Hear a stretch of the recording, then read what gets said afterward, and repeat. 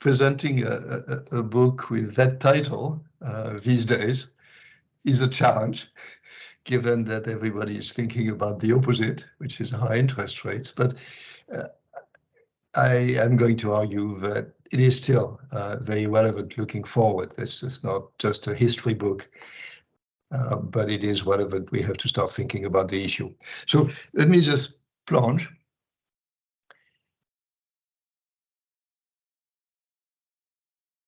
And start with this graph. I start with two graphs.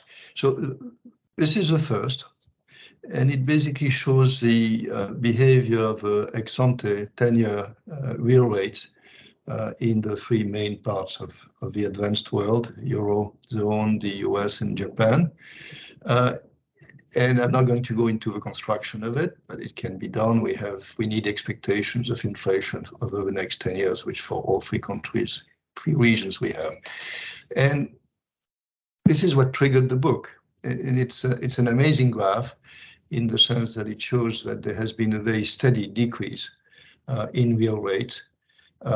It started in Japan, and for a while it looks like a Japanese issue, but very quickly it became an advanced economy issue in general. I will make one remark, which is that the graph would have been even more impressive if I had started in, say, 1985. And the reason for this is that this was the end of the fight against disinflation. And it had very high real rates, which reflected the fight against disinflation, against inflation, something not unlike what we're going through today. So the graph would be more impressive, but it clearly is a different phenomena in the late 80s than later on. The other thing to say is the coincidence. It's clearly some global, or at least advanced economy phenomenon, and it is not due to a particular event. It's not due to the financial crisis. It's not due to COVID. It's due to clearly factors which are there and have played a role. So this is what triggered the book. And when I started seeing this, which was in the early 2010s, I decided that it would be worth thinking about the implication of it.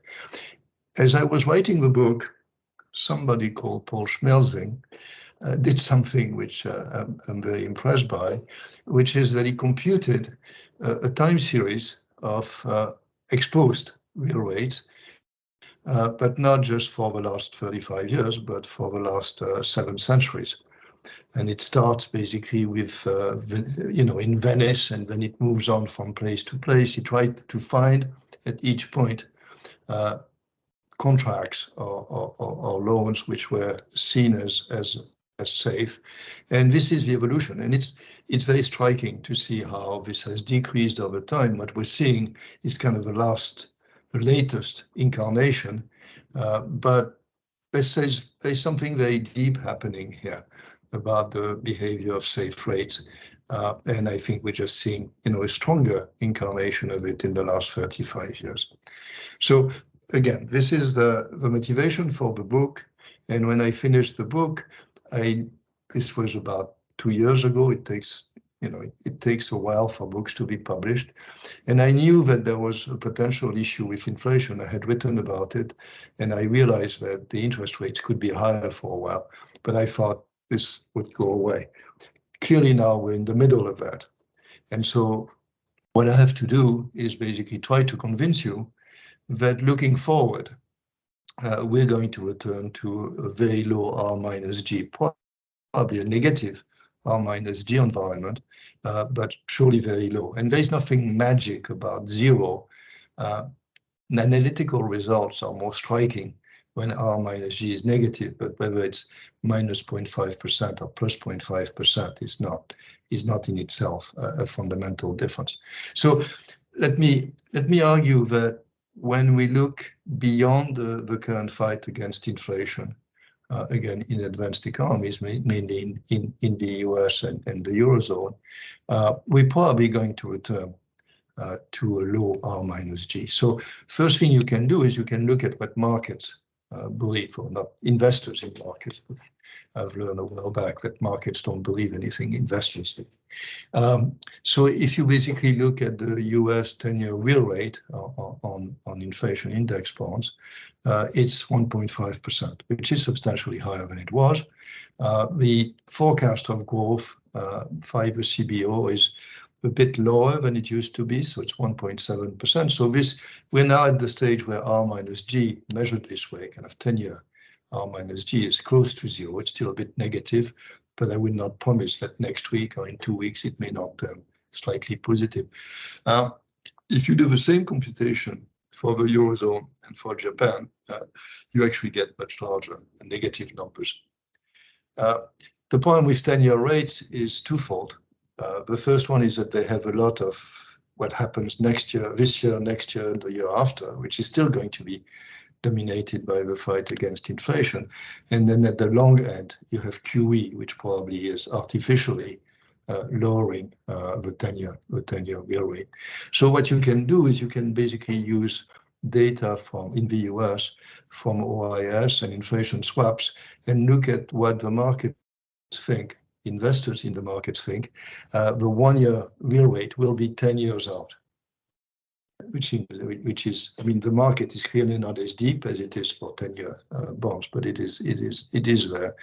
And if you do this and you take out the CBO growth forecast, you're still at minus 1.2%. So you're still, investors basically still believe that we're going to go back to a negative R minus G environment, low R and decent G.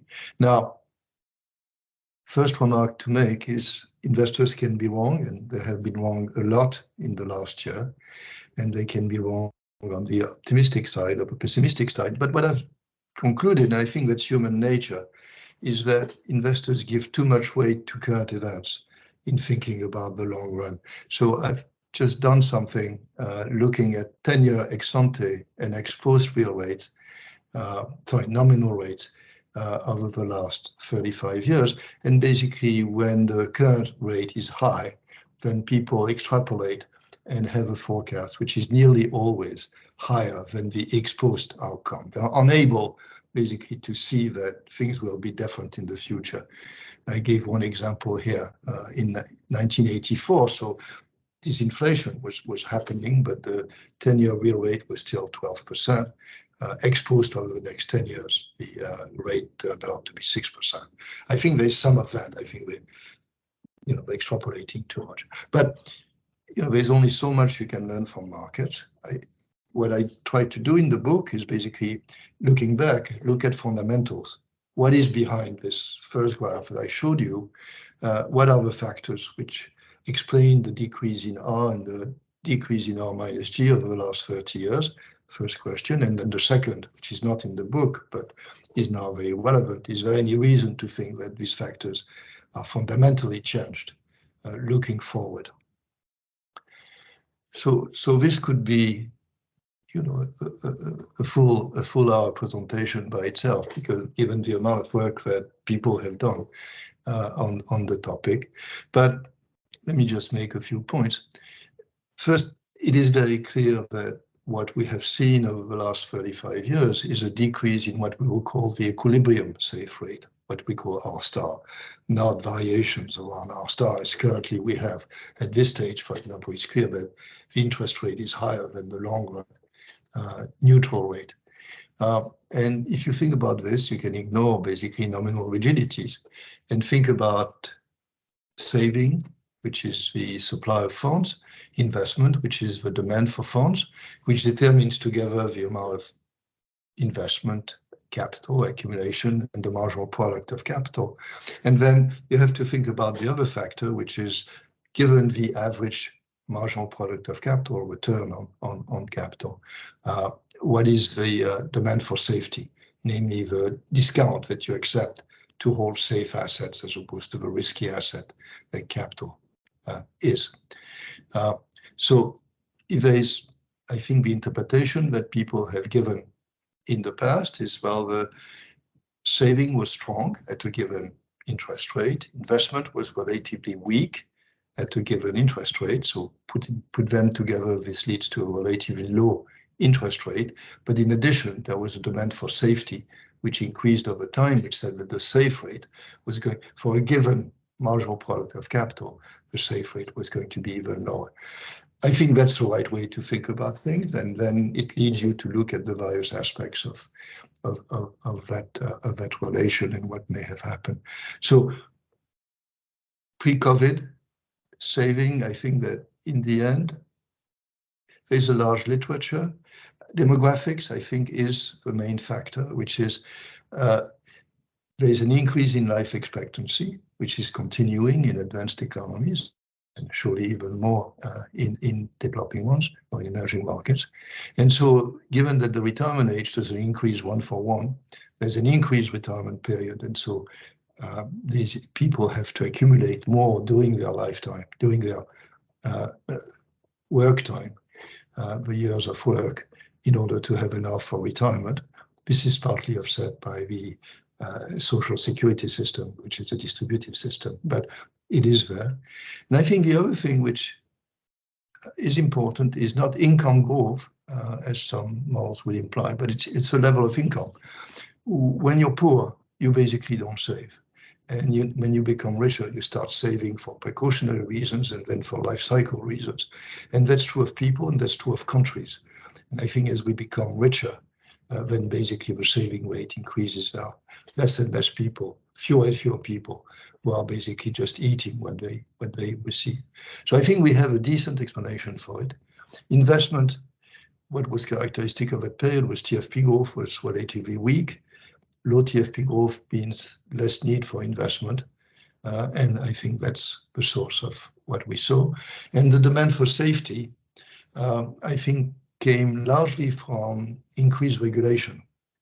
A lot of financial institutions have to basically hold liquid assets, but liquid assets tend to be safe assets. And that's, I think, a main source of the demand for safe assets. There are other reasons. There is the fact that China was both saving a lot and saving in very safe assets.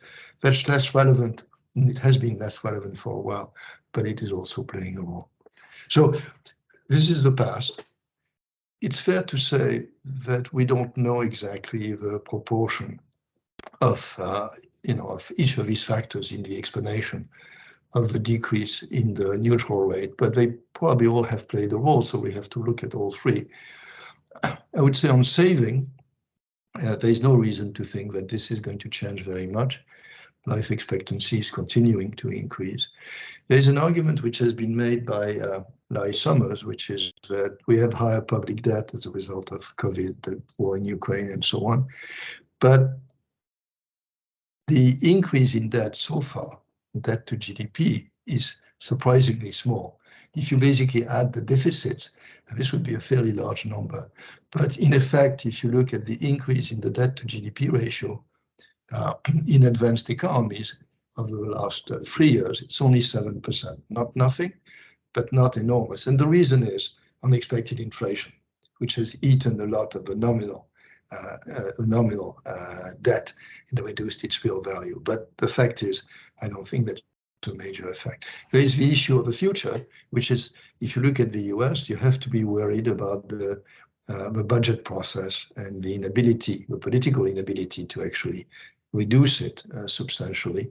So you could have a scenario in which debt will increase a lot, and this would clearly have an effect on R star, on the neutral rate. Demand for safety, I think it will remain. Uncertainty is, if anything, higher than it was. So I think that there's no reason to think that there'll be a turnaround. As was said in the introduction, I think that the place where there might be action, increasing R star, is investment. Clearly, there may be a need for more defense spending. And defense spending, you're in a country which knows that well, can increase quite a bit, and that puts pressure on interest rates. Reshoring means that recreating plants which existed elsewhere, so it's an increase in investment. I think the main issue is green investment, which I hope we do, but if we do, then this would imply an increase in net investment. We estimate, if we did everything we need to do, of about 2% of GDP worldwide, this would lead to a higher R star more demand for funds, and possibly a lower growth rate. This is, it may be that by making some things more expensive, we actually slow growth. It depends on TFP growth. We don't know much. So my conclusion from that is, I think there are some reasons to think that R star will not be as low as before. I don't think it will be much higher. But if it is actually higher, the conclusion of my book is if we do this because we do green investment, that's exactly what should happen. So in a way, there is an irony, which is that I'm arguing R star is going to be low and you should do things. But if you actually do things like green investment, then R star will be higher. And this is for the best. But on that, I think we still have to think of a world in which R minus G will be very low, probably negative, with high probability. So I don't know if I've convinced you, but on the assumption that I have, I can move to the implications of low R minus G, which I'm going to do.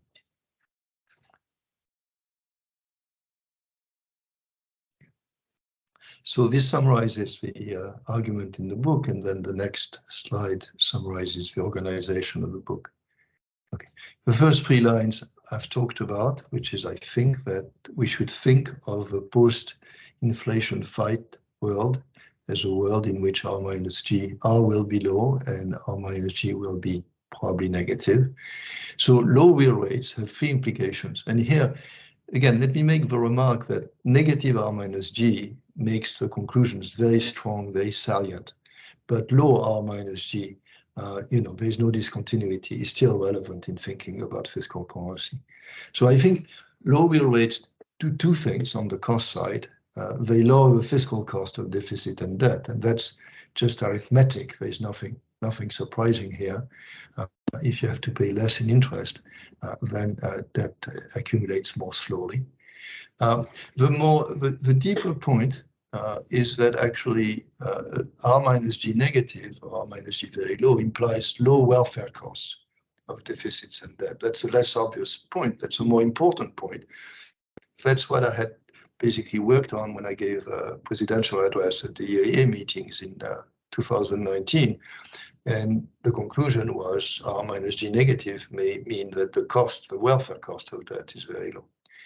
Now, this is on the cost side, but there's another aspect which is very different conceptually, but comes with the fact that we have what we call the zero lower bound or the effective lower bound for monetary policy, which is that if you have a low real rate and low target inflation, then you have low nominal rates.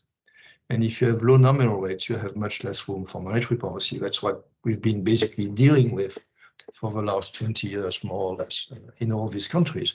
And in this case, the benefits of using fiscal policy for stabilization purposes are much bigger. If you don't have constraints with monetary policy, you can basically use it. It may not be enough, but you can use it.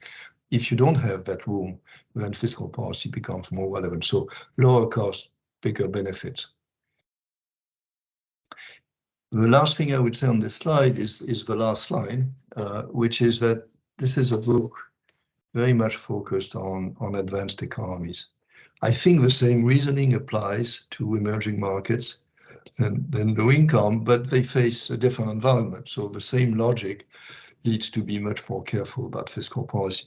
I still think that that's very useful to think about in both contexts, but clearly some of the strong conclusions for AEs are weaker when we go to other countries. Okay, let me briefly give you the structure of the book, and then the remaining slides will look at aspects of particular chapters. So chapter 1 is an introductory chapter in which I introduce notions which are familiar, I think, to anybody on the call. The notion of a neutral rate. A neutral rate is a rate such that saving equal investment at full employment, or equivalently, the rate at which aggregate demand is sufficient to sustain potential output. These are equivalent definitions. Safe and risky rates, I don't need to explain. Effective lower bound, I don't need to explain. The implication is that there are 2 really important thresholds. The first one is R star, the neutral rate minus G negative or equal to 0. which is when we're below that, then the world is quite different in terms of fiscal policy implications. And then you have the level of a neutral rate, which is such that you cannot decrease the rate sufficiently. So the effective lower bound is binding, or the zero lower bound is binding, to simplify. And that happens at much lower rates. If the first one, if you think of G as, say, 2%, then as soon as R star is less than 2%, you're in that regime. The second one, if your inflation is 2%, then it starts happening when the neutral real rate is less than minus 2%. So there's an in-between region in which the first threshold has been crossed, but the second has not. What I'm arguing is the first threshold is likely to be crossed, the second will be crossed once in a while, or will be binding once in a while. Okay. I'm not sure I need to discuss the next line, although it may be relevant. And you read a lot of, well, if I had very low rates and that was the fault of the central banks, which have misbehaved and now we're paying with inflation. And all this is bull. What central banks try to do is that they try to keep R equal to R star. Basically, they try to make sure that aggregate demand is such that it generates potential output, not more, not less. They are not extremely good at it, as we see now, but that's what they try to do. They're just reflecting the low actual rates reflect the low neutral rates. Chapter 2 is basically looking at the past, and I have in the previous slide presented basically what the conclusions were. Then the next 2 chapters are the analytical meat. So chapter 3 is about the fiscal cost of debt sustainability, put another way, and surprising debt dynamics when R minus G is negative. I'll come back to it. And here, because I've been involved in the debate on fiscal rules in Europe, I've used this chapter to think about the design of good fiscal rules and concluded that they have to be based on this awful acronyms, which is called SDSAs, or Stochastic Debt Sustainability Analysis. Chapter 4 is the chapter which corresponds to my earlier presidential address on the welfare cost. And that has a lot to do with discussion of dynamic inefficiency, which we thought was a cute, exotic issue. But I think we have to think about whether it may be of some relevance. Chapter 5 is trying to go from principles to actions, and I look at 3 episodes of fiscal policy in action, as I call it. So the first one is, I think, when there was too little fiscal policy or too strong fiscal contraction during the euro crisis, and I show what happened. Then I think the opposite is now relevant, which I think that the fiscal programs which we have seen over the last 2 years in the US are using fiscal policy much too much. So I'm getting much more than I wanted at that margin. And then there's this fascinating example of Japan, which basically has run very large fiscal deficits, has been at the zero effective lower bound for a long time, has high debt. And that's the one I want, if I have a time, to actually discuss a little bit. So let me move on. So fiscal cost of debt. The big issue is that in many countries, the current levels of debt are very high. And some people say, well, they have to decrease. But that has really to do with debt dynamics. Is it that they are very high and are going to continue to increase, or can we hope that they will decrease? And here, the debt dynamics basically give a very simple lesson. So I've written it in red. D is the debt to GDP ratio. So the change in the debt to GDP ratio is equal to R minus G, the interest rate on debt, minus the growth rate, times initial debt to GDP ratio, minus the primary balance. So as indicates, it's a surplus, but it could be a negative.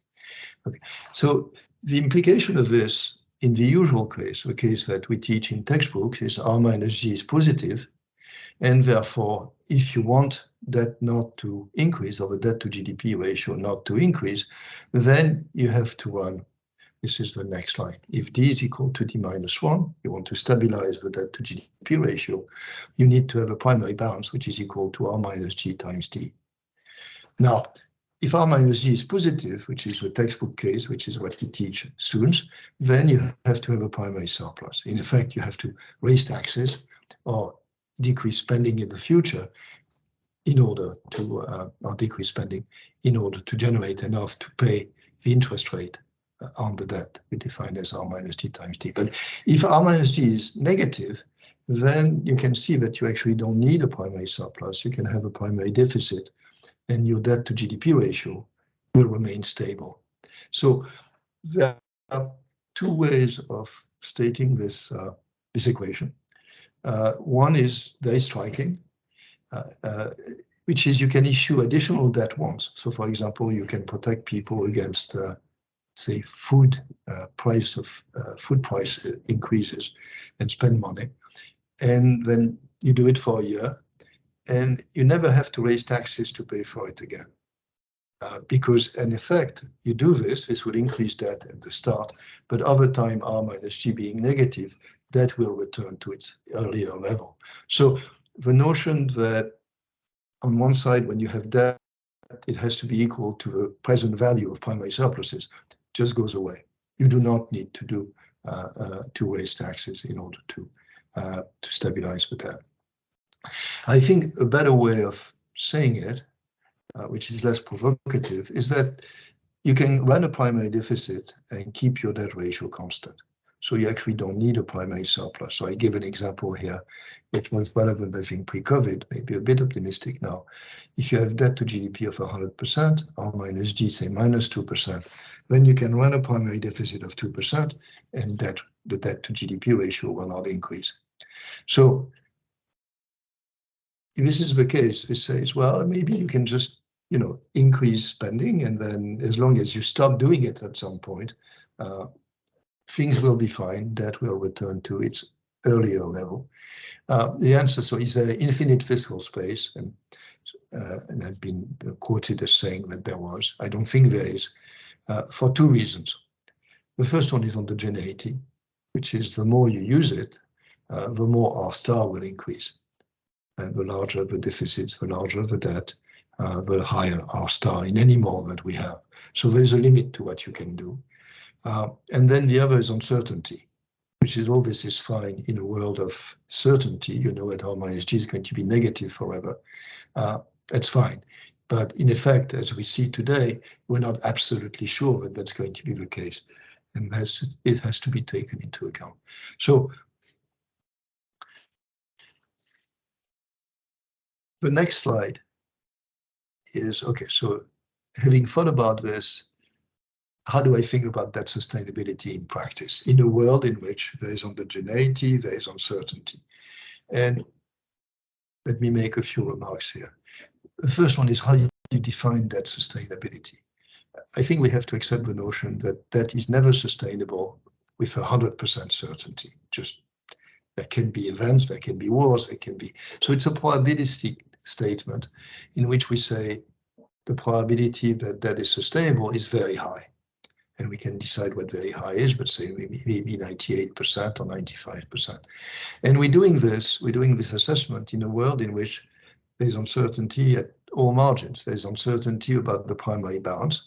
Depends on the type of governments you're going to get into the future. Do you have responsible ones or less responsible ones from a fiscal point of view?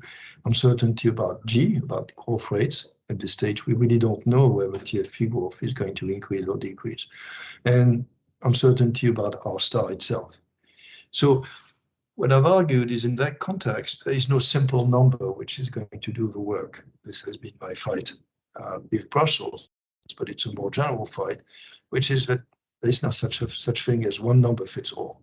What you have to do is you have to do a stochastic debt sustainability analysis, which is basically a stochastic simulation, in which you take account of this uncertainty and you say this is what's likely to happen over the next 5 years. I think going beyond 5 years is nearly impossible in terms of knowledge. We just don't know enough. And you take into account everything which seems to matter. For example, if you have a social security system, which looks like it's going to run deficits. You take this into account. So implicit liabilities you take into account, and then you come to a conclusion. A conclusion is going to depend on many assumptions, and it can be challenged. But this is not reflecting the weakness of the method. It's reflecting the complexity of the world, and therefore I think that's the best that one can do. And then there can be a discussion about with the proper institutions about whether this is acceptable, or the government has to come back with a revised program, and so on, which is very much the institutional details which are in the current EU Commission proposal. The Germans very much want a strict rule and strict numbers. I think it's impossible, but I think what this analysis suggests, as a result of seeing the interest rate decrease and the debt service ratio, the ratio of R minus G times D, decrease over time, is that the debt service ratio is probably what you want to look at.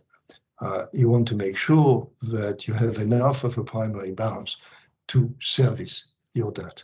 And so I think that the focus should be more on R minus G times D than on D itself. R minus G times D, unfortunately, is extremely uncertain. I mean, movements in R can lead to very large changes in R minus G times D, if D is large. But I think that's the direction in which governments should go. Let me not say more about that. Let me also not mention things which are in the book and are written in gray at the bottom. Given the time, I really don't have the time to do it. Let me move to the welfare cost. And the standard view, and what we teach again in textbooks and in introductory courses, is that debt is bad because as a result of holding more debt, people hold less capital, and therefore there is less capital, there is less output and less consumption in the future. So public debt basically mortgages the future, or imposes a cost on future generations.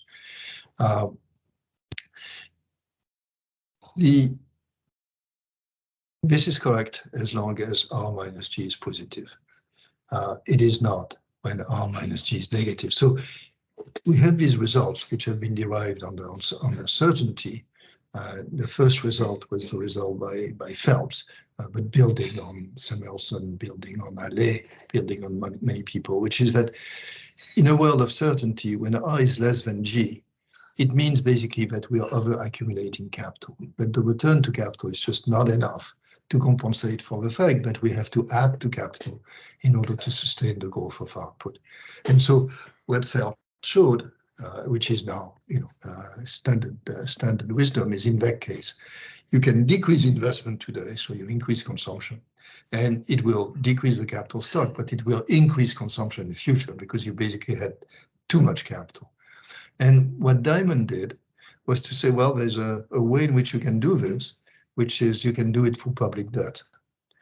If R is less than G, then public debt actually increases welfare. You can basically issue debt today, consume the proceeds, decrease capital, and future generations will be better off. So these are absolutely striking results. If we were in a world of certainty, then clearly I would say debt is great, or debt is good. I think that what has to be taken as more than the grain of truth, the truth of the argument, is that the low R is an indication that the risk-adjusted rate of return on capital is relatively low, that there is some underlying weakness of the economy. We're saving too much or investing too little, and that there's structurally insufficient private demand, which is exactly the same statement put the other way. So I think that conclusion is right. But the big question, and that's what is at the bottom, and again, could take much more time, is we're in a world of uncertainty. We're in a world in which the safe rate is indeed less than the growth rate, but the average marginal product of capital, as best as we can measure it, is substantially above the growth rate. So what I tried to do in my earlier lecture was to say, well, which one of the two is it? Should we compare the growth rate to the average marginal product, or should we compare the growth rate to the safe rate?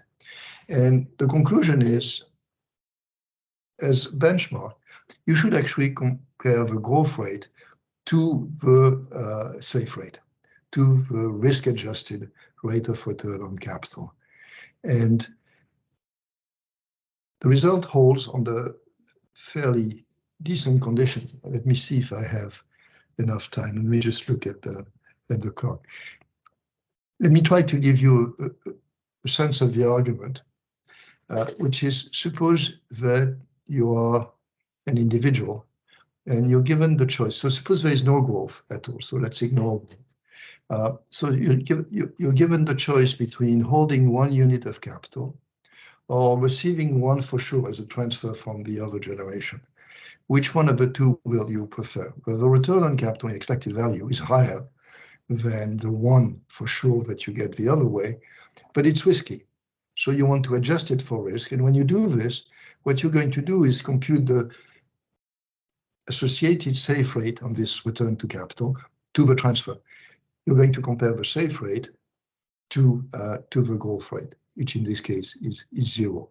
And if the safe rate is less than the growth rate, in that case negative, then you're going to like the transfer more. What is true for one individual is actually true for the economy as a whole. Transfers, which is one of the implications of debt, is going to do the trick. Let me not go too much into it, but again, I think the general message is the welfare cost of debt may not be as enormous or as scary as they are sometimes made to be. Let me move on to the welfare benefits. So this is, remember, there were 2 arguments: lower cost, lower fiscal cost, lower welfare costs. And now I want to talk about the welfare benefits. And here I think I can go very, very fast, which is that if we're in a world in which not only is the first threshold crossed, but we close or we are at the second lower threshold where the effective lower bound actually binds, then monetary policy cannot do the trick of pushing aggregate demand sufficiently, and you have to use fiscal policy. So in this slide, I discuss whether we can actually use fiscal policy to control aggregate demand, which is basically a discussion of multipliers, which is another direction of work that I have explored quite at length. And my conclusion is yes. Multipliers are not a unique number. They depend very much on various aspects of the economy, but they have the right sign. And I think fiscal policy can be used and should be used.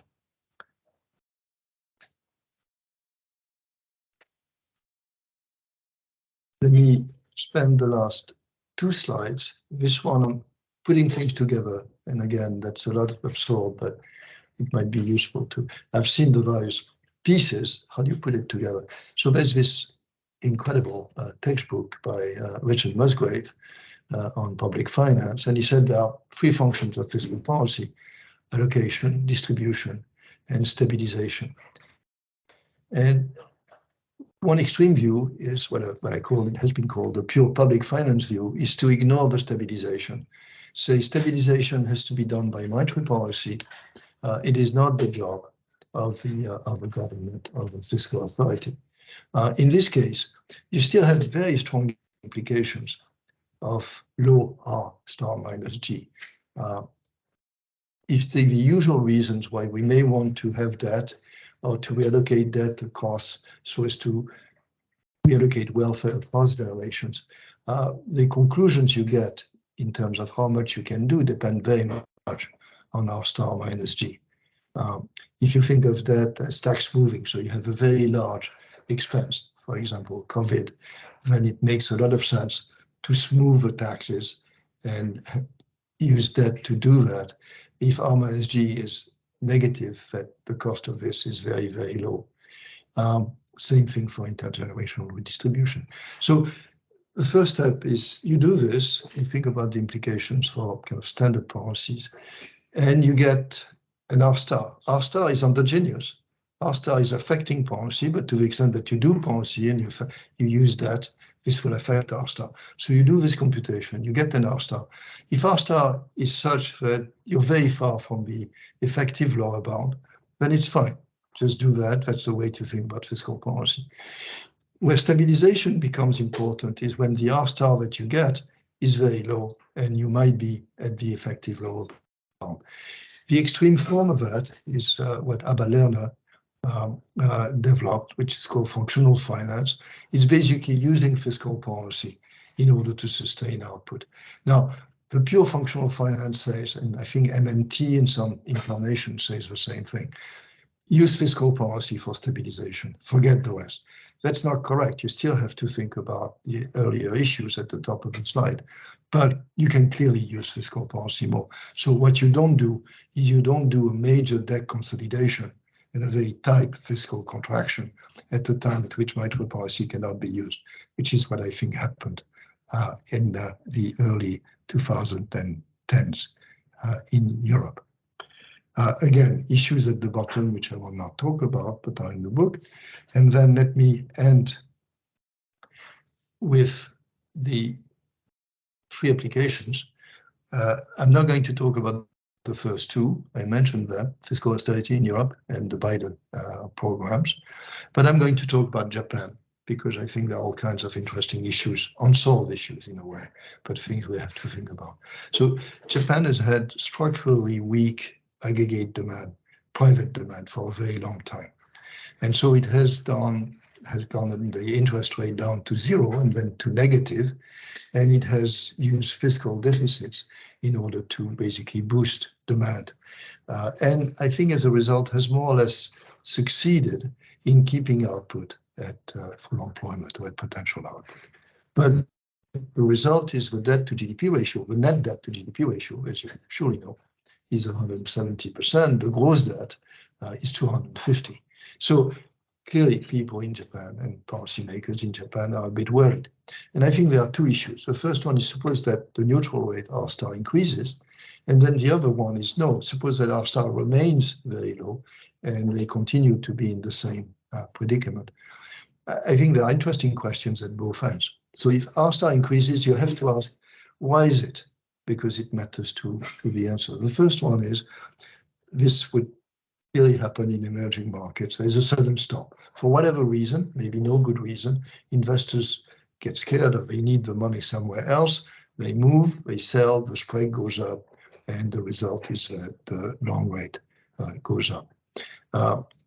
What the BOJ has shown is that it's willing to actually intervene. If it thinks that it's not a major issue with fundamentals, then basically it buys the stuff as investors are selling, and it can keep the rate relatively low. It's now holding 50% more or less of the Japanese debt. It can do it.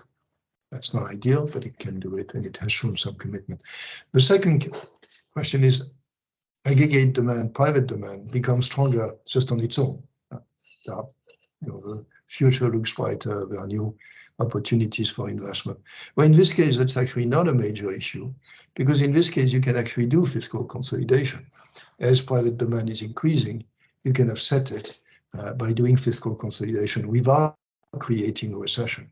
So in a way that's self-solving, it's actually a good outcome if it happens. The third one is something that Japan has been exposed to, which is that the world interest rate, whether it's R or star, increases, which is the result of the fight against inflation in the US. And in this case, Japan doesn't have to follow.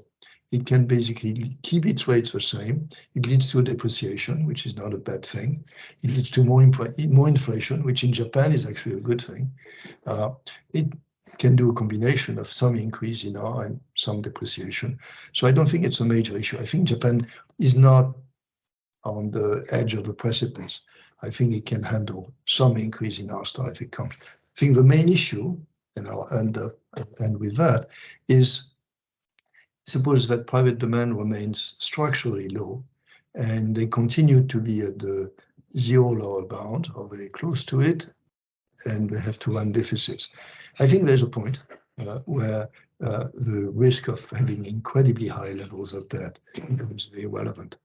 And it's clear that the challenge for Japan in this case is to increase private demand without doing it through deficits. How it can do it, not obvious. I mean, I give two ways, but I think the first one is limited because there's already quite a bit of social insurance. But when you provide more social insurance, you decrease precautionary saving, and there are still some portions of the population in Japan which could do well with that. And then the other is public green investment, hoping that not only leads to large public investment, which can be partly financed by debt, partly by taxes, with large private spillovers, which is a more general issue than Japan. But I think the hope is that they do some of that, that would increase our stock and increase demand and alleviate the need for large deficits. But they clearly have a challenge in front of them. So apologies for presenting 150 pages in 45 minutes. I'm now more than happy to take questions. I'm going to turn off my slides and give you the mic back.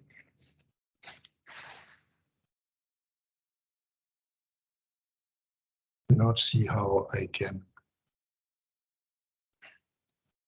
Okay. Okay. Good. I'm back. But I cannot hear anything at this point. Olivier, a lot of the analysis seems to be done almost on a non-stochastic and maybe even on some kind of a steady state type analysis. And the question is, even if you go to the, you know, if for some reason you have a negative shock and you find yourself with a primary surplus of the opposite sign because of other reasons, but you've already, because of this logic, you've accumulated a lot of debt because you say it's not a big issue for me. Sort of what would a robust social planner do here, in sort of speaking? I would not accept the fact that this is done largely under certainty or steady well, state. I haven't seen the book, but so I've tried in each slide to show what is the conclusion under certainty, because we have results, and what does uncertainty do. And uncertainty does fundamental things, for example, to the analysis of debt sustainability. You should not do your debt sustainability based on the current expected values of the interest rate. You should basically do this based on the distribution, which you can get to some extent by using adoptions and various other things. So I think uncertainty is of the essence in doing debt sustainability. This being said, it's not obvious, right? Because you have to decide whether, for example, there's a chance of a permanently higher R star, or whether R star is going to be higher for a number of years and then go back. But conceptually, that's clearly what you have to do. And then for the welfare, it's absolutely essential, in the sense that I do not think that we are in a world in which debt is good. Under certainty, you get that result, right? This is the diamond result. I don't believe that's the case because of uncertainty. So I think, yes, uncertainty must be taken into account and make you extremely careful and say, yes, with high probability, it looks good, but there's this path there where I might have to increase the primary balance from, say, 0 to 3%. Do I have the political ability to do so? And if not, then I should try to avoid it. Now, the fact is that decreasing your debt ratios is a very, very slow process, unless you use inflation, unexpected inflation. But if you do it kind of without cheating in a way, then the trade-off, if you cannot offset the fiscal consolidation by expansionary monetary policy, is very, very unattractive. So yes, like you, I wish that debt was much lower. Debt is high. The argument is we can live with it. We should try to decrease it if we have the room to do it. But uncertainty is central to the book, I think. At least that's a message I would like to send.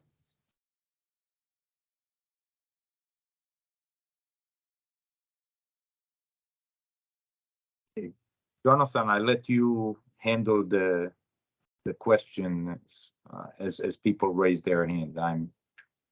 I actually have to leave. So Olivier, thank you very, very much. Has been a pleasure. Thank Go you. and work. Thank you very much, Professor Yaron, and thank you very much, Olivier, for this presentation and this book. So we have a question from Badr. Hello. Yes. You hear me? Yes.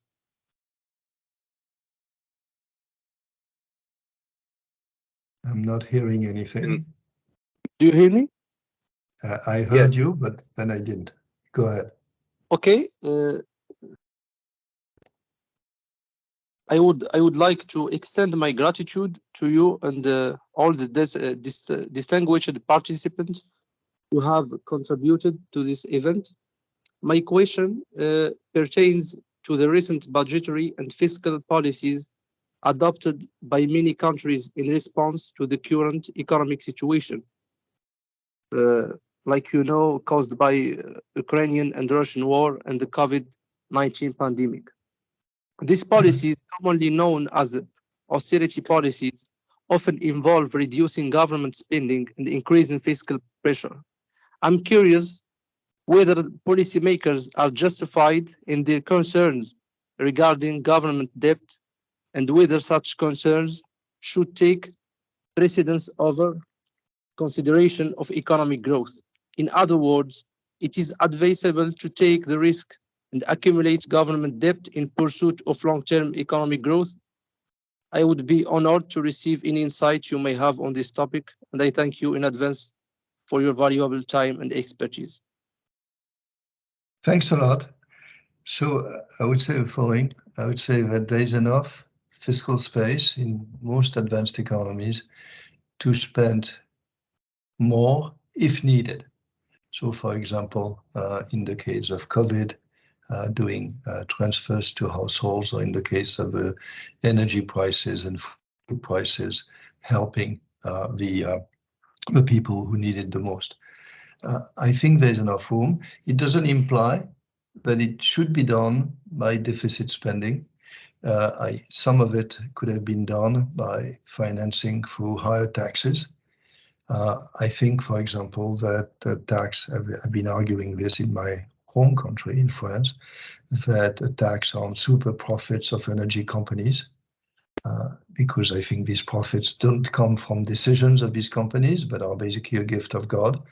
I think some of it could have been used to finance the subsidy. So I think we have to distinguish between what needs to be done, which is helping the people who need help because there's an event which really is creating problems, and how we finance it. I'm not too worried about the way it was financed. It was largely financed by debt because I think there was room to do this. I would be very worried if when COVID goes away, or at least is under control, and the price effects of Ukraine go away as well, we don't see a reduction in deficits and a path of debt reduction. Again, I would not want this to happen too quickly. I would not want this to happen now, but I would want this to happen over time in such a way that monetary policy can help if help is needed, because any fiscal consolidation, except in exotic cases, tends to decrease demand, tends to increase unemployment. So to the extent that there is room for monetary policy to help along, then yes, I think it would be very good and desirable to slowly decrease the debt. Going too fast would be a mistake. I don't see this happening, by the way, in any major country at this point. The same is true of green investment. So green investment is a separate issue from COVID or Ukraine. I think there are two. Again, it's important to separate. I think it's essential to do green investment, and that's going to cost. Now, whether it should be financed by debt or not, I think is a separate issue. And to the extent that green investment is not going to lead to higher revenues for the state, directly or indirectly, and may actually even decrease growth, then from the point of view of debt sustainability, it not get a debt pass. So the discussion in Europe at this point is, well, if we do green investment, we can finance it by debt. I think that's completely wrong. Green investment, to the extent that it does good things for the world, but doesn't yield more revenues and may affect growth in the wrong direction, in the decreasing direction, should be part of the debt sustainability analysis. And there's a limit to what can be done. And given that, again, step one, what should be done. But step two, it may well be that taxation or reduction in spending elsewhere, but I'm not sure exactly where, is the way to go. But I would again separate the issue of what needs to be done, which has nothing to do with the financing of it, and how we finance it. My hope would be that we do what we need to do, which we're not doing. We're doing about half of what we need to do at this point. That we finance some of it through taxes. I think people have to realize that the fight against global warming is not a free lunch. It actually costs something. Has a specific tax. I think, for example, using the carbon tax partly for redistribution, but partly for deficit reduction would be a way to go. And that we do all that. Whether we do it or not is not clear. Thank you very much, Badr, for your question, and thank you very much, Professor Blanchard, for your reply. So we have another question from Christian. Yes, I was wondering, advantage of monetary policy is that it can respond relatively quickly to changing economic circumstances. And once you're at the zero lower bound and the proposal is to resort to more fiscal policy for stabilization purposes, but that typically has to go through a democratic process, which takes time.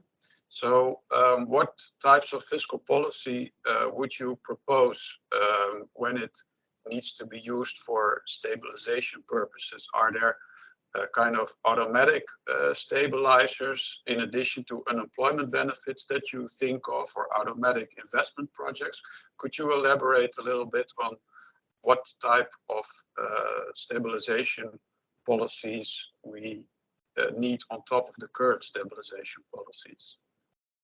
Yeah, that's a very relevant question because of the political lags. I've been working quite a bit on automatic stabilizers, which is clearly the answer.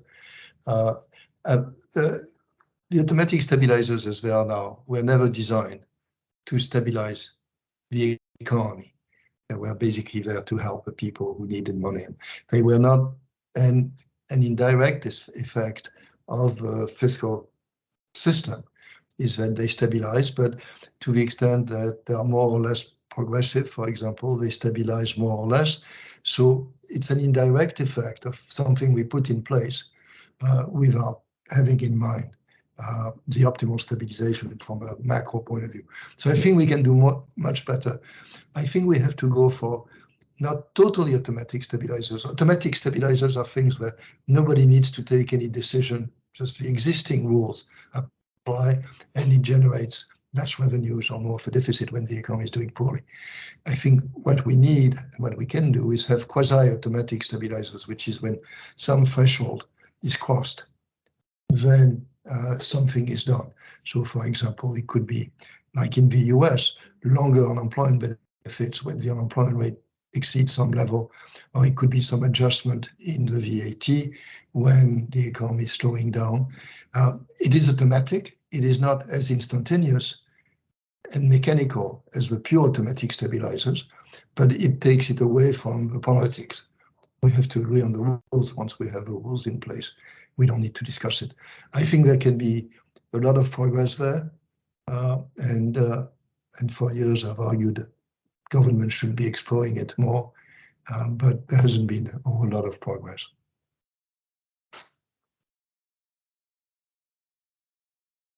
Thank you very much, Christian, for your question, and Professor Blanchard for your reply. So I have one very quick question. You mentioned during your presentation Japan and a lot of countries like France and other countries that have a high level of debt. And I did not hear the word confidence, because all in all, it's that because markets are being debt, that they are allowed to issue so much debt. And then I'm wondering about how do you think that the central bank should communicate and not only decide about the interest rate or unconventional monetary policy, but should communicate to avoid losing confidence or kind of disastrous consequences of bad communication or non-communication that could increase the risk of, that the market will not buy this debt more. So what do you think about it? Again, that's a very good question, and a fundamental question, which is, what rate will the markets give you, which depends very much on how much they trust you. And so the question is, what can you do in order to increase the trust? Now, it's true that everything equal, the higher the level of debt, the more likely they are to think that, maybe there is an issue. But it depends, I think, much more on other characteristics. It depends very much on the credibility of the government in general. I mean, the example of Liz Truss in the UK a few months ago, right? Basically, the debt issue was not the issue. The issue was that she was actually announcing a path of tax cuts, which implied deficits, and she didn't seem to worry at all about that sustainability. And it didn't look like what she was spending it on was actually what was needed at the time. So you can lose credibility very quickly. If you look at Italy, which has a high level of debt by European standards, right? At this stage, it is not paying. It is, because of its history, it's paying more of a spread than German bonds, but it is not paying a very high spread. It has not increased very much as a result of the election and the nomination of Madame Meloni. And why is this? Well, because although they have very high debt, Prime Minister Meloni has been able to basically convince the market that she was serious about fiscal. The political strategy is to be very unpleasant with the immigrants, but be fairly responsible on the fiscal side. And so far, the investors have accepted it. Now, again, I think these dimensions, kind of a budget process, for example, in the US, if it was not the US, seeing the budget process, I would worry, because I have no clue as to how they will eventually agree to reduce the deficit sufficiently. But this being the US, they seem to be getting a pass. But in general, I think that the clarity of your fiscal path, intended fiscal path, the actions you're taking today and the actions you intend to take in the future are much more important than the level of debt. Japan being, in a way, an example. Why is it that the 170% has not created an issue of confidence? Is that for some reason, well, there are two issues. The first one is that is largely held by domestic investors as opposed to foreign investors, and domestic investors are much slower to move than foreign investors. And the other is that there seems to be some confidence that the government will find a way. So again, the debt level is not irrelevant.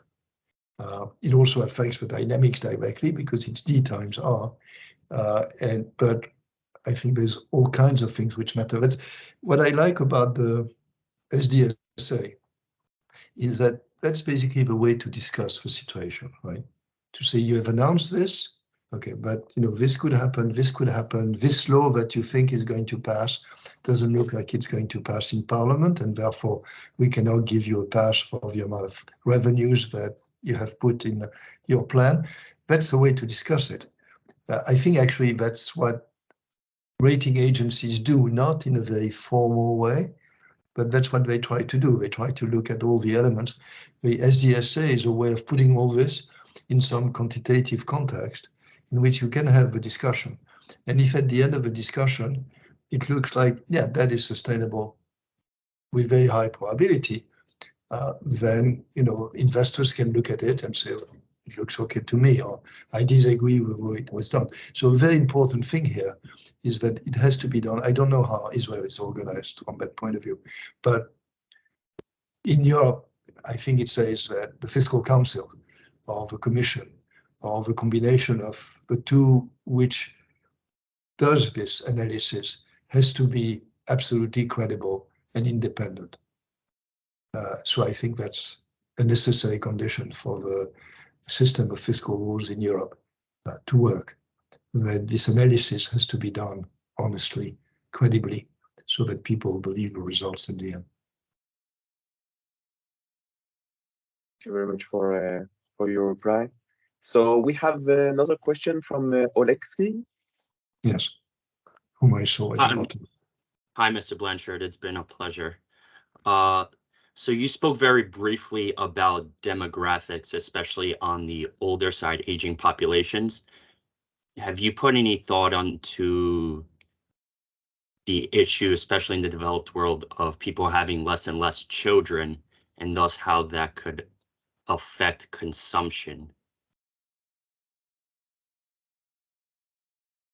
The honest answer is I have not, but this introduces something which is more relevant for these countries than for Europe. I mean, in all countries you have a decrease in fertility, but in Europe, you know, we're moving from 2 children to 1.8 or something like this, where in some African countries we're looking from 6 to 2.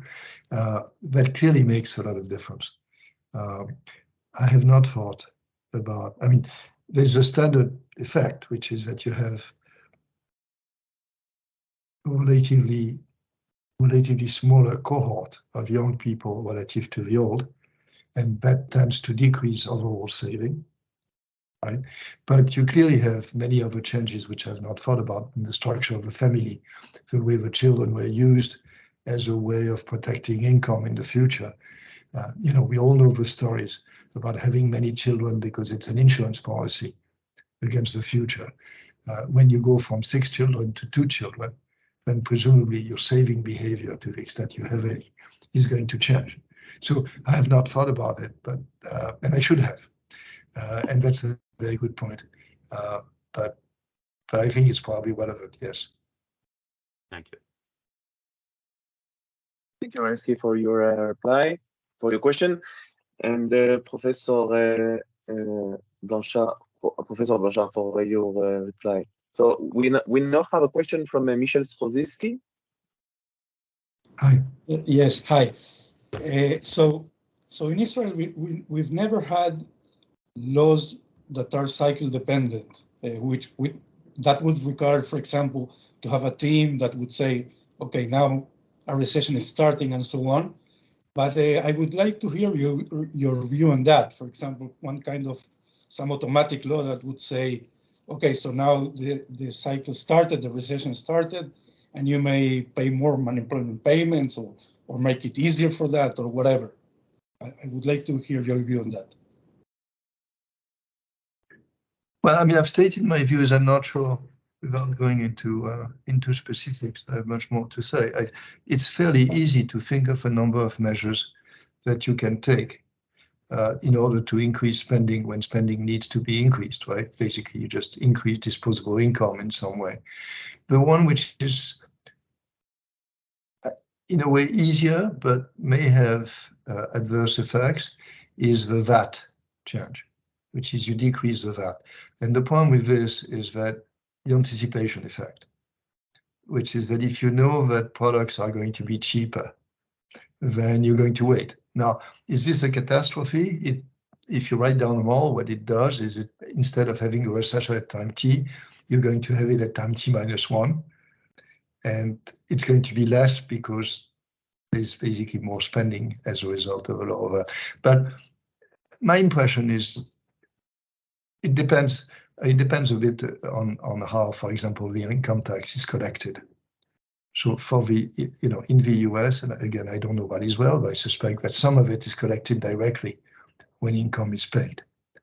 In which case it's relatively easy if you have the right technology, which the US does not, but could have, to actually change the rate at which the governments take money from you before you receive your check. That would seem like a fairly simple way of doing things. It turns out that the US is completely, behind the times in terms of its fiscal infrastructure.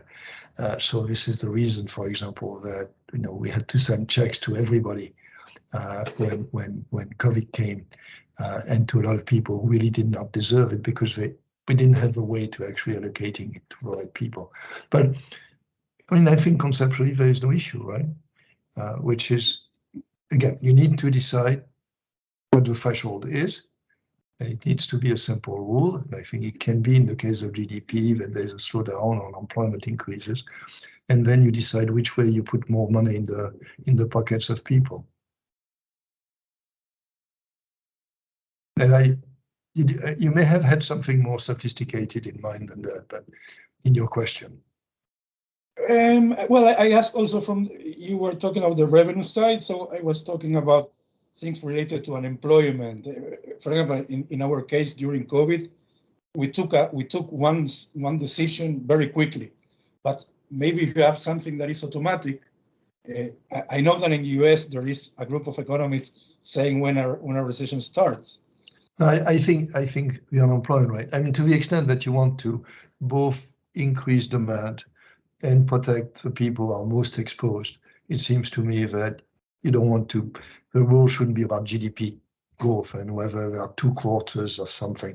That doesn't make any sense in general, but it surely doesn't make any sense in this particular case. I think you want to say when unemployment exceeds some level, or maybe it could be a wider definition of unemployment to take into account people out of the labor force. But I think that's what you want to do because it does both. It gives money to people who really need it and are going to spend it. And it goes to the right people.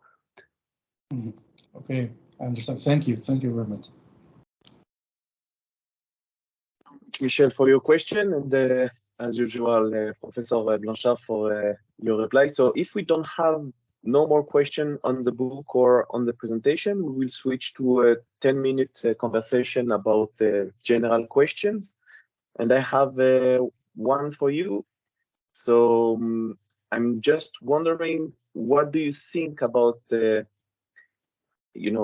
all people know here that you worked at the IMF and at prestigious institutions. So as a policymaker, what do you think about the consequences of the war, the current war in Russia and Ukraine? And more generally, how do you see the next 6 months path of inflation? And if it is due to this event or to something else, according to you? Thank you. So it's clearly not entirely due to Ukraine because it had started earlier. It had started about a year earlier. Ukraine has made things worse through the price of energy and as a result the price of food as well. On inflation, the way I think about inflation is that there are 2 factors determining headline inflation, the numbers which are published every month. The first one is some relative price increases a whole lot. So it could be the price of gas 1 month, it could be the price of eggs the next month, it could be the rents for some reason the month after. And this has the effect of headline directly. And that's what we see. I think when you look at the inflation month to month, this is what determines most of the outcome. And we've had a series of shocks. And this has first round effects, direct effects on the CPI or price level, and has second round effects because the prices of energy go into other goods, which then go up and so on. But every month, a number comes out and markets have long discussions about why this happened. I think looking forward, most of the large increases are likely to already having reversed or to reverse in the future. And a very large increase in gas prices in Europe, went up, they've come down. On food, not all the food prices have stabilized, but most of them have, and some of them have decreased. So I think that part is good news. And that by itself will mean that inflation will decrease. Now, each month there can be a surprise, so it's not, it's not every month, but my guess is that that will decrease. If this was the only source of inflation, I would be very relaxed. Behind the scene, there's something deeper, which is due to a state of the labor market, which is in the US, and there's a difference between the US and Europe. In the US, we have an overheating labor market, without any question. We have an unemployment rate which is as low as it was pre-COVID, and for reasons which I've written on, there has been changes in the labor market, which translate into a shift in the beverage curve, to be more specific, which imply that the natural rate of unemployment is higher. So I think we're below the natural rate of unemployment by probably 1%, but 3.5. The best guess of the number is 4.5. As long as this is the case, this puts pressure on wages.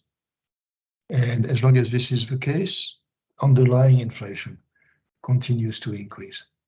And so you don't see it because the headlines are moving, are moving with the special shocks. But behind the scene, we have too strong wage inflation at this point in the US, which means that inflation will decrease in the US, but we'll get to a point where what will remain is this underlying inflation, and the Fed has to slow it down. So I have no doubt that the Fed has to increase interest rates, probably further than it has, and to get to 4.5% unemployment. So that's how I see things. The big uncertainty is how much they have to turn on the brakes in order to slow down the machine. And that's the current discussion, kind of the slope of the ice curve, if you remember the textbook. And there's a lot of discussion, have we done enough? Have we not done enough? It may well be that they haven't done enough, and that the interest rates have to increase more than currently forecast. In Europe, it's a bit different. The headline, again, is dominated by energy prices, food prices, and so on. And that's more important than the US because of the proximity to Ukraine and the effects on energy prices. But behind the scene, I think the situation is better in the sense that I don't think there's overheating on the same scale as in the US. So in a way, the job of the ECB is a bit easier. They really don't have to slow down the machine. And they could do nothing and hope that the first round effects turn around and things go better over time. I think they're not willing to take that risk. They think it would take too long. Expectations would adjust. So they feel they have to slow down the machine a bit. But I think the argument for slowing the machine and increasing unemployment is weaker. And so bottom line, I agree with the US policy. I tend to think that the Euro zone policy, ECB policy, is too hawkish at this point. Thank you. So I have one following question, and then I will give the floor to Masoudul. So just one thing. So just to continue your reply. So if I understand well, so there is a very fair risk of recession because your world was slowed down. But I see this that if you want to really stop this spiral and this overreaching of the labor market, maybe we will increase this risk of recession. And on the second hand, I'm just asking, really, as a policymaker, do you think that? So you said you are agree with the Fed. So don't you think we could have done something else, increasing more the interest rates instead of 0.5, maybe 1%, a big talk on interest rate, in order to maybe slow down better and the markets? Do you think this could have been feasible? Might surely have been feasible. The question is what would have been desirable. Anything is feasible. I can increase interest rates to 10%. then let's see what happens. Or I can decrease them to 0. But I mean, there's no question the Fed was late. I mean, we all agree. You know, I wrote something in 2021 saying inflation is coming, and people at the Fed said, no, it's not. And then they realized it was. So clearly they should have acted about 6 months earlier, no question. Does 6 months make a gigantic difference? Maybe not, because again, inflation was largely driven by other things than that, by the state of the labor market, but it would have been good. After this, it was difficult. I mean, after this, I think what happened is that Jay Powell realized sometime at the end of 21, roughly, that the Fed was late. And he realized that he needed to increase interest rates quite a bit. He thought, this is between a guess and knowledge, he guessed that what was needed was a very large increase in interest rates.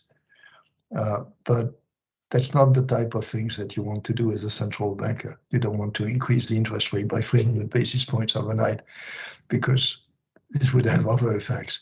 So I think over the course of 2022, he basically, went in the direction of where he thought things had to be. And by the end of 2022, I think he was basically where he had to be. At this stage, I think there's, again, a lot of uncertainty about, there's already about a 3% increase in real terms of the real interest rate in the pipeline. That's not nothing. It hasn't shown its effects yet, but it's there. At the same time, the economy seems very resilient. People still have excess saving from the fiscal transfers. Firms have good balance sheets. So it may be that he needs to do more. I think that at this stage, saying this is where we are, we probably have to do a bit more, we'll see, is the way to go.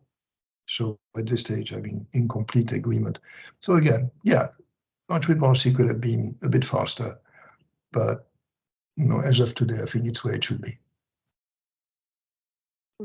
So just related to the first question, so you are not worried about the inversion of the interest rate curves and the probability of recessions? So I'm not worried about what? The inversion of the interest rate curves and the probability of recession, or what it should... Well, I mean, recession, I think there is confusion, which is, if you agree with me, we need to go from 3.5% unemployment to 4.5. I'm not sure what the number is, but probably 4.5, right? Mechanically, this implies lower growth. I don't know how to do it otherwise, right? Unless I get immigration and, I import 2 million people right away, but it has to be done through lower growth. Now, if it's done in a year or a year and a half, then it doesn't need to lead to negative growth, right? It leads to less growth, but maybe not negative. If the Fed feels that it has to do it before the end of the year, then clearly it has to use the brakes, and that requires a very sharp deceleration and a recession. But it is a policy decision in a way, right? So that's the first point. So when people look at the current numbers, they're meaningless in a way, because it's what the Fed wants to do, which is relevant. And if the numbers are better, the Fed has to do more. The other is, when people think about a recession, they think about an increase in unemployment and then a return to lower unemployment. They think of a bump. That's why the recession, or, in terms of output goes down and then up again. If I'm right, we have to go to 4.5 and stay there. It's not as if we go to 4.5 and then we're down, we go back to 3.5. I don't think that's the case. I think we have to accept the fact that the US economy at this point has to run at 4.5, not at 3.5. So the word recession and the worry about the recession, the worry seems wrong. It's not looking at the current numbers, it's looking at what the Fed is going to do. And calling it a recession is a bit misleading. So that's my answer to your question. Thank you very much. So we have another question from Mazudul. That has to be the last one, because after this I have to move. Yeah, thank you so much, Professor, for giving me this chance. So, Professor, I'm concerned with the European Bank, ECB, European Central Bank monetary policy strategy. As we know that we are having two pillars strategy, economic analysis and monetary analysis. So, do you think is it still relevant to focus on two pillars strategy, and whether the monetary aggregate can be as treated as one of the important information or indicator variable in monetary analysis? This is first question. Now the second one is I'm sorry, but I didn't hear your question because the sound was bad for me. Okay, so my question the first question is European Central Bank usually go to the end of it. Yeah, so economic analysis and monetary analysis, two pillars strategy. So my concern is whether it is still relevant to focus on monetary aggregate as one of the important information or indicator variable in the monetary analysis pillar. Do we still okay, so I can answer that on question straight. I think monetary aggregates are basically useless. If we had another hour, we could discuss it. Then why the ECB is still because there is no focusing on relation. I think there is no economic reliable analysis? relation between any of the M's, no matter how defined, because some of the M's now pay interest. It's that has shifted all over the place, and there's no relation between the M's and either inflation or activity. I think we have to focus on the interest rates and the balance sheets of the financial institutions. I don't think that any M is useful. Yeah, but recently I've gone through the Professor Claudio Borio BIS working paper. I strongly disagree with Claudio. Yeah, so they have established the relationship with inflation and monetary growth in the recent COVID phenomena. If you work enough with the econometrics, you'll get it. Yeah. Now, second thing is at the zero lower bound, do you think which policy is more effective, like monetary policy, fiscal, or the combination of both should be go hand in hand? And why is it so? So, there's not a whole lot of choice. I mean, when you're at the zero lower bound and you want to do more, you can go negative, but I think that's very limited. And you can go QE, and QE has all kinds of collateral damage to it. So I don't love it. I think you have to do it. My preference is for a higher target rate of inflation in the first place, which means higher nominal rates, which means more room to use the policy rate and avoid using QE on the scale at which it has been used. I've made the following computation, which is that if the target inflation rate had been 1% higher, 3% rather than 2%, and nominal rates had been 1% higher as a result on average, then we would have had to do much less QE. Actually, if I do the arithmetic, it could have basically given 1% more room for the policy rate, and that's roughly what we got from QE. So it cannot be done at the time at which it happens, but I think thinking about the target rate of inflation is very important. I have to go. I'm very sorry. Thank you. Thank you, Mazadoul, for your questions. Thank you, Professor Olivier Blanchard, for your presence and your fantastic presentation. And we hope all people here will enjoy your book. Thank you very much. I have a book. Good. Bye. Thank you.